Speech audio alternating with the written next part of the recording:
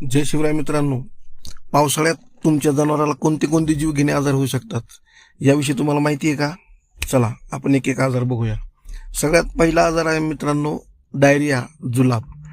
हा का होतो? जो पाणी आपलं जे आहे ते दूषित झालेलं असतं, चारा असतो तो ओला झालेला असतो, कारण हवामानात आर्द्रता भरपूर असते, वातावरणात आर्द्रता भरपूर असते, चारा ओला होतो.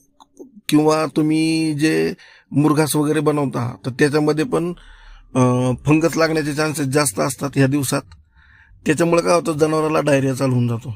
तर डायरिया होऊ नये ह्यासाठी तुम्ही सगळ्यात महत्त्वाची काळजी घ्या. जनावराला साफ स्वच्छ पाणी पाजता येईल ह्याची तुम्ही सोय करा. ओला झालेला चारा, बुरशी लागलेला चारा जनावराला देऊ नका. सगळ्यात महत्त्वाचं म्हणजे जनावरांचं डिवर्मिंग. पावसाळा झालेला आहे, सुरू झालेला आहे, पाऊस झालेला आहे. सगळ्यात पहिलं जनावरांचं डिवर्मिंग करून घ्या. आणि लक्षणं तुमच्या जनावरांमध्ये दिसल्यानंतर त्वरित तुमच्या पशुवैद्यकीय जे डॉक्टर असतील त्यांचा सल्ला घ्या, त्यांना बोलवा आणि योग्य तो उपचार करून घ्या.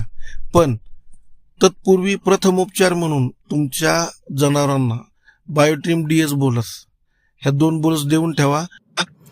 यामुळे जे डॉक्टर ट्रीटमेंट करणार आहेत ती ट्रीटमेंट आणि तुम्ही दिलेला प्रथमोपचार यामुळे तुमचं जनावर लवकरात लवकर बरं होईल आणि त्यासाठी मदत होईल. तर आजची माहिती कशी वाटली नक्की कमेंट करून सांगा मित्रांनो. आणि अशाच माहितीसाठी